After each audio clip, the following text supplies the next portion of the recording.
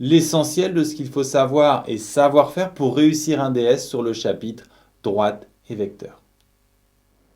Que retenir pour réussir les problèmes? Tout d'abord, il y a deux types de problèmes, avec ou sans équation de droite. Quand il n'y a pas d'équation de droite, on vous interroge sur des alignements, des parallélismes.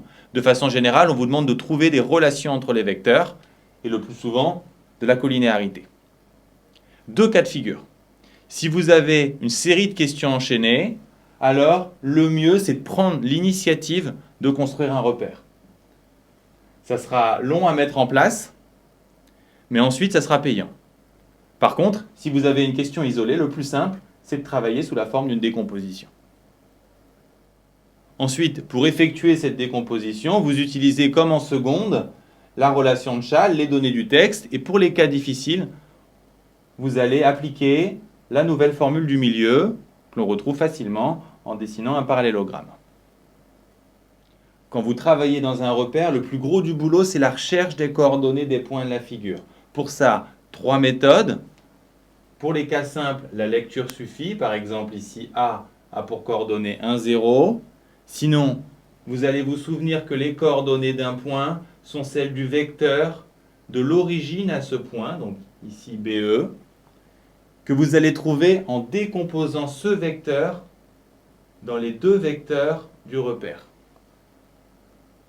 Et si vous n'y arrivez pas, alors vous pouvez aussi appliquer une équation en partant d'une équation vectorielle donnée dans le texte et en remplaçant avec les coordonnées, à condition qu'il vous manque juste les coordonnées d'un seul point. Dans ces deux cas, la suite de la résolution de ce type de problème est de niveau seconde. Retenez absolument ce théorème qui sert à montrer que des vecteurs sont collinéaires avec les coordonnées quand vous n'arrivez pas à trouver le coefficient de proportionnalité. Il sert aussi à montrer qu'il n'y a pas collinéarité, ce qui est le cas quand vous n'avez pas 0. Et ce théorème nous a également servi à faire un lien entre vecteurs et équation de droite pour les problèmes que nous allons examiner maintenant. Donc, pour les problèmes avec des équations de droite, vous devez déjà savoir que quand vous avez une pente m, ça signifie que quand on avance de 1, on monte de m. Plus généralement, vous devez savoir que la pente, c'est combien on monte sur combien on avance, ce qui vous permet de retrouver éventuellement le début d'une équation de droite. Vous devez donc savoir passer dans un sens ou dans l'autre de l'équation à la pente. La nouveauté, c'est les liens entre vecteur directeur et équation cartésienne. Si on a une pente 1m, le vecteur directeur c'est 1m, et on a appris qu'à partir du vecteur directeur, pour trouver l'équation cartésienne, on croise et on change le signe.